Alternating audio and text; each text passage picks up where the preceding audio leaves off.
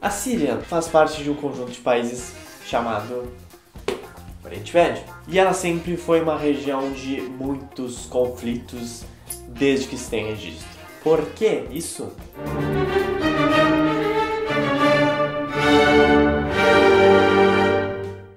São poucas as áreas habitáveis e antigamente se guerreava muito por água e terras para plantio.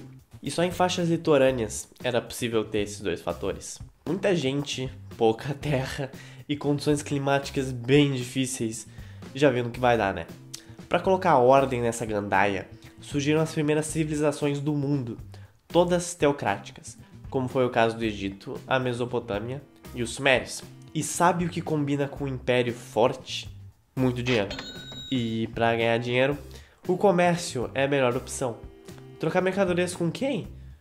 Com os vizinhos, né? As civilizações começaram a exportar e importar pro e do Oriente Próximo, aqui e para a Europa. Então, desde sempre, essa foi uma rota muito importante para trocar suprimentos entre a Ásia, a África e a Europa. Principalmente por aqui, o canal de Suez, que possibilita acesso marítimo para a Europa, que foi e é controlada pelo Egito. Outro bom caminho é esse daqui também, que deságua no Mediterrâneo, que tem um litoral bem maior, o que torna a coisa bem mais difícil de fiscalizar e bem desejada. Ao longo dos séculos, diversos foram os conflitos para dominar esses lugares em uma região só.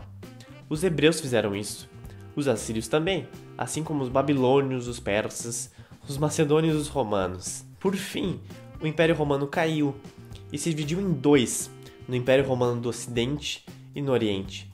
Com a expansão do Islã no Oriente Médio no século VI, depois da morte de Maomé, o Império Romano do Oriente rompeu laços com o Império do Ocidente e fundou um novo império, o Otomano, que até hoje compreende vários países do Oriente Médio. O império era conhecido por abrigar muitos tipos étnicos e religiões diferentes.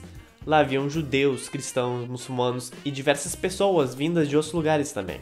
Vale só lembrar de uma coisa, os árabes, eles são um povo. São as pessoas que pertencem à Península Arábica ou os países árabes, podendo ser de várias religiões. Ao longo do tempo, a centralização do Império Otomano começou a ruir, a coisa não funcionava mais. Mas quando novas tecnologias foram descobertas, a região ganhou muito valor. Ela possuía 1/3 das reservas naturais de petróleo e gás do mundo. Isso fez os olhos de muita gente se virar, principalmente das nações ricas, e isso foi bem na época da Primeira Guerra. Quase derrotada pela guerra e prestes a ruir, um acordo foi feito entre as potências europeias vencedoras da Primeira Guerra, com o derrotado Império Otomano. O lugar foi dividido em locais de influência temporárias, entre o Reino Unido, França e Rússia. Eventualmente, alguns países conseguiram se libertar desse domínio e viraram independentes. Após isso, quando chegasse o momento das potências saírem da região, a França e a Inglaterra prometeram construir um país só para os árabes, a Grande Arábia, porque afinal, os árabes queriam viver em um só país que englobasse toda a sua cultura, um pouco semelhante ao que era o Império Otomano. Mas isso não aconteceu.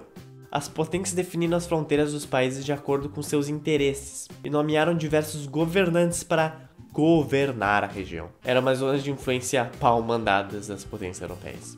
Muitas ideologias anti-ocidentais floresceram lá por causa disso. Sem respeitar limites de diversos povos rivais existentes, muitos países ali agruparam grupos rivais, causando muitos conflitos, algo muito parecido com o que aconteceu na África.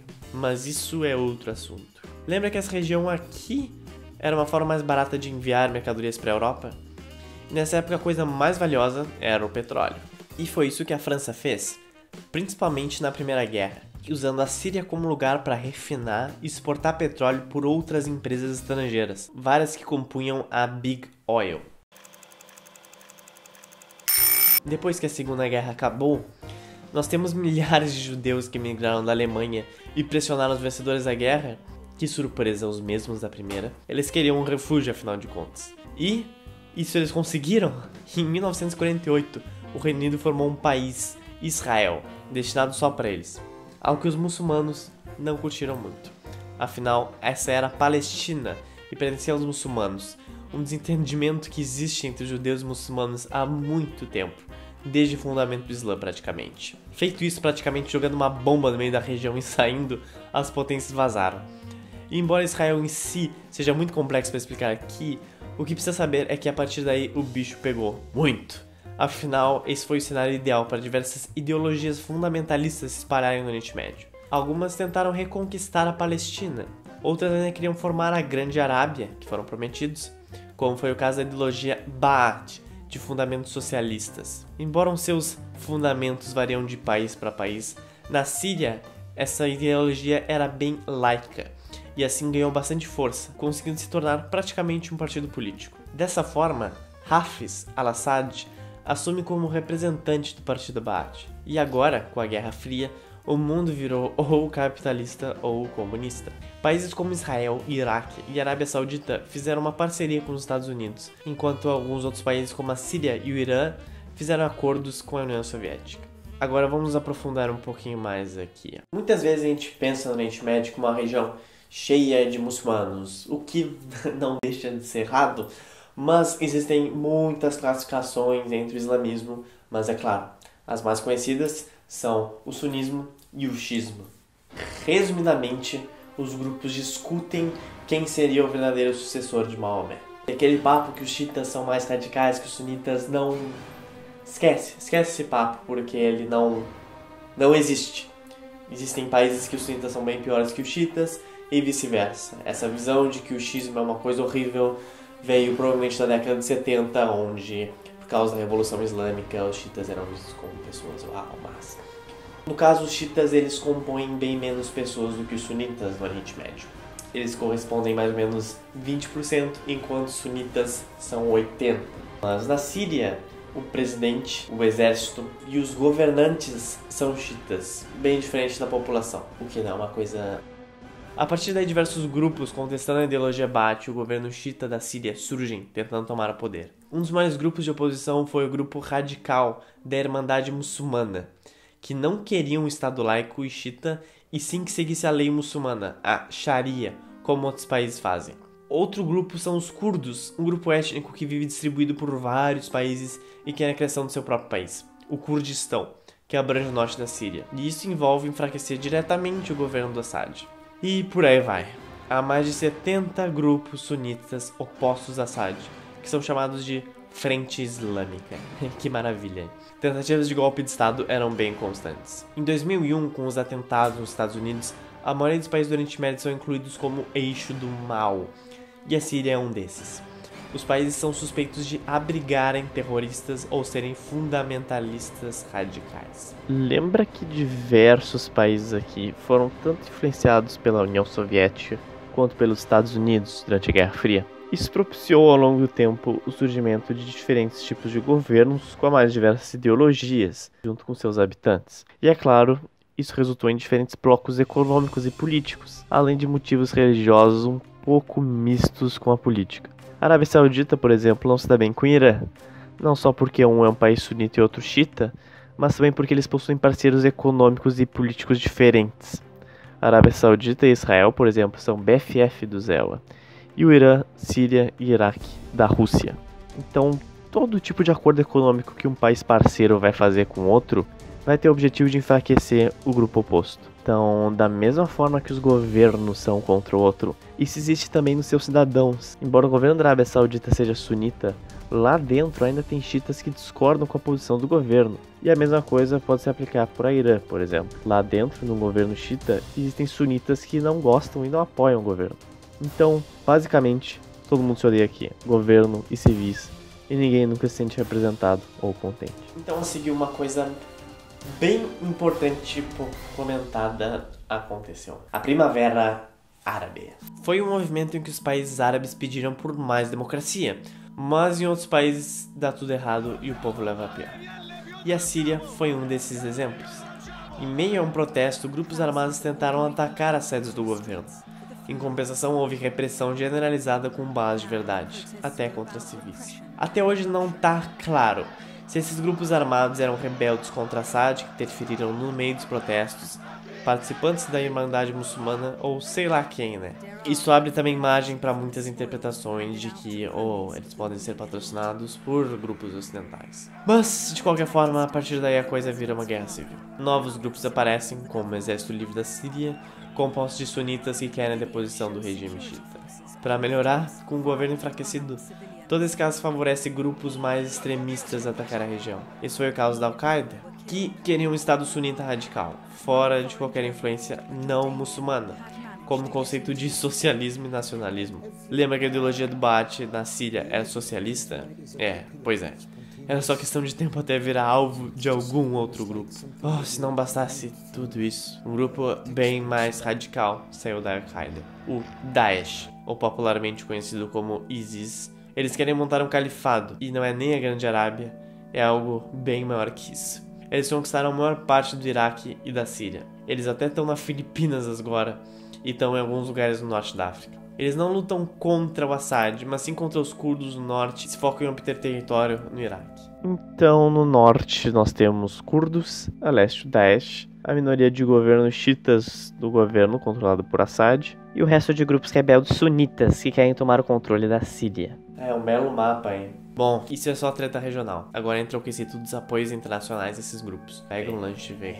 O conflito está dividido em 4 lados, certos? O dos Assad, os otários do Daesh que ninguém liga, os curdos e os rebeldes sunitas. O problema é que esses lados são apoiados por outras potências, que muitas vezes não concordam entre si. O regime do Assad é claramente apoiado pela Rússia, que tinha bases militares no país antes mesmo do conflito começar. A Síria é um cliente para a indústria de armamentos russa, além de possuir bases militares lá. Sendo um dos poucos países laicos do Oriente Médio que respeitam e não perseguem cristãos, eles são bastante atrativos para a Rússia, que tem maioria de cristãos também. A Síria também é apoiada pelo Irã, que provê armamento para o país e para a China. Na oposição disso, estão os rebeldes, apoiados e financiados pelos Estados Unidos, Turquia e Arábia Saudita. Os curdos são apoiados só pelos Estados Unidos, e a gente já vai ver o porquê disso. A Arábia Saudita apoia os rebeldes lá, porque vários deles são sunitas, opostos ao xiismo do Assad, e também inimigos ferrenhos do Irã, também xiita. No caso da Turquia, ela nunca se deu bem com a Síria, principalmente por causa dos conflitos fronteiriços. A Turquia é conhecida por sempre querer expandir seu território, afinal, ela também foi parte do Império Otomano, e o seu presidente agora acha que é um sultão. Mas isso também é outro assunto. E os Estados Unidos? Bom, após o 11 de setembro a Síria foi incluída no eixo do mal, principalmente por ser de influência soviética. A justificativa americana de Assad abrigar terroristas até pode ser real, mas não é justificativa nenhuma para os Estados Unidos, tendo em vista que a Arábia Saudita é suspeita de comprar petróleo do Daesh, e ainda tem negócios fortíssimos com os Estados Unidos. Com a quantidade de ações que a Arábia Saudita possui em relação ao petróleo, o país pode quebrar a economia dos Estados Unidos do dia para a noite. Então, simplificando, a obsessão do grupo dos Estados Unidos e seus amigos de se opor ao Assad possui muitos motivos, mas principalmente para acabar com a aliança Síria, Irã e Rússia. Então o presidente Erdogan começa a bombardear os curdos. Por que, afinal, se os Estados Unidos estão do mesmo lado que a Turquia e os Estados Unidos treinam curdos? Bom, os curdos pregam um novo país abrangendo o norte da Síria e também o sul da Turquia. O problema nisso tudo é que os curdos também atacavam Daesh, o que os Estados Unidos, aliás a Turquia, estavam tentando acabar. Isso aí tá parecendo um trabalho de faculdade. Com certeza a Síria é o reflexo dos conflitos entre as potências do século XXI. Conflitos diretos são muito improváveis, mas conflitos entre milícias e mercenários, como foi durante quase toda a pós-guerra, continua.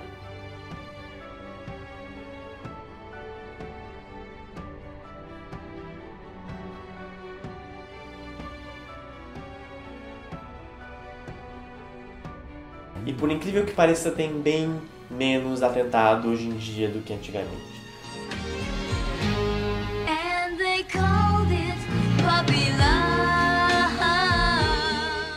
Como se escuta falar, nossa, todo dia atentado na Europa, que coisa horrível, muçulmano, não, meu Deus, muçulmanos, por que fizeram isso? Por que trouxeram muçulmanos pra cá? Na década de 70 foi uma das piores no quesito de terrorismo. Vários atentados à bomba aconteciam na Irlanda com o grupo do IRA, ou aconteciam no País Basco, na Espanha, pelo grupo ETA, ou até mesmo das organizações das Brigadas Vermelhas na Itália.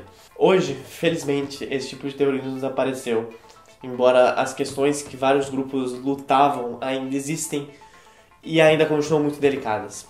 Mas esse terrorismo majoritariamente foi substituído pelo terrorismo fundamentalista religioso. Tudo isso nos leva a crer que a Síria e toda a região do Oriente Médio é ainda muito delicada. Nosso conceito ocidental diz que a população deve ser livre para escolher seus governantes, mas fica difícil quando o governo fraco leva ao surgimento de grupos terroristas e extremistas que desejam realizar golpes no Estado e formar seus próprios governos teocráticos. A região é um caldeirão em que nenhuma teoria simples funciona. Mesmo sem Assad, que líderes sírios você colocaria no lugar de Assad? Se forem grupos rebeldes, vale lembrar que muitos deles são ligados à Al-Qaeda e perseguem minorias cristãs, alauítas, drusos e sunitas moderados. Vale lembrar que Assad tem apoio popular, da mesma forma que tem muitos que simpatizam como líder sírio, apesar dos crimes contra a humanidade e bombardeios que matam bebês, assim como argentinos que gostam do Videla, e como chilenos que gostam do Pinochet e cubanos que gostam do Fidel, e brasileiros que gostam da ditadura militar. Muitos, claro, odeiam ditadores e odeiam Assad na Síria, mas tenha em mente que nem todas as pessoas querem democracia na Síria. Uma das críticas de Bashar no início do conflito era dele ser muito tolerante, porque seu pai Hafez era conhecido por sua firmeza. E assim como derrubar Assad e evitar ao mesmo tempo um conflito de dimensões muito maiores contra a Rússia, Hezbollah e Irã. E mais grave, como evitar que o Líbano e Israel sejam afetados. Quem vai na cara com os custos desse conflito que deve durar anos, como o do Afeganistão, que já são 16 contribuintes dos Estados Unidos? E quem vai lutar lá? Centenas de milhares de americanos, com milhares sendo mortos, como ocorreu no Iraque? Como evitar que o Daesh não se aproveite da queda do Assad? Já pensou o Daesh ou a Al-Qaeda na fronteira de Israel com acesso a armamentos pesados? Resumindo, a guerra na Síria não tem solução fácil. E se tivesse, com certeza alguém já teria implantado. É a maior tragédia até agora do século XXI. Um regime apoiado pela Rússia e pelo Irã, com atrocidades cometidas dos dois lados. A única coisa que parece mais viável é transitar muito aos poucos em torno de um regime mais tolerante, mais aberto, mas jamais de uma forma instantânea. Infelizmente, não pode ser assim. A única possibilidade que aconteça é que, ao longo do tempo, gerações vão nascendo e sejam menos rígidas, da mesma forma que foi todo o século XX. Afinal, a gente nasceu no século XX ainda, e a diferença entre a gente que nasceu no final dele e quem nasceu no início é gigantesca. E o contraste que pode acontecer com o Oriente Médio talvez seja algo assim, depende. Mas se continuar dessa forma, não tem nenhuma melhora à vista. E qualquer pessoa que você veja que crave um ponto 100% com certeza na questão da Síria, saiba que ela está errada. O problema na Síria foi a rejeição que o Ocidente levou do gasoduto, e isso fez eles iniciarem uma guerra lá para dominar a Síria novamente na década de 40. E o problema da Síria é a Rússia e o Irã que apoiam aquilo lá, e seria muito bom se tudo fosse ocidental lá, com um passe de mágica. Não tem nenhum mocinho ou bandido nessa história. São todos lados muito sujos, que não conseguem nem cooperar em si, e são todos inimigos uns dos outros, que escondem a uns panos quentes uma coisa bem pior.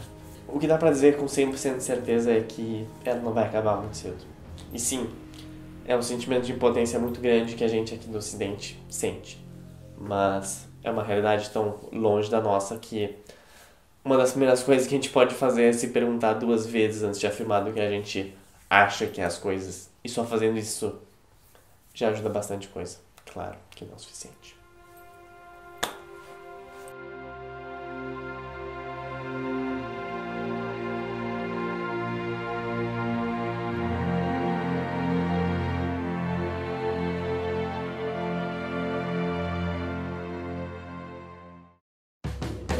Olá!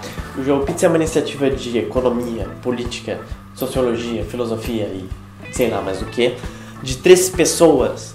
E basicamente, uma delas não sabe o que fazer com a sua própria vida, a segunda não tem amor à sua própria vida e a terceira não tem vida. Se você simpatizou com essa equipe e quer ver mais vídeos e mais conteúdos com mais frequência, nós temos aqui embaixo o nosso canal do Apoia-se, que é basicamente o canal onde você pode contribuir da forma que você quiser, com o valor que você quiser e receber recompensas por isso. Então, se você gosta de conteúdo histórico, geopolítico e de economia e quer ver mais, já sabe o que fazer.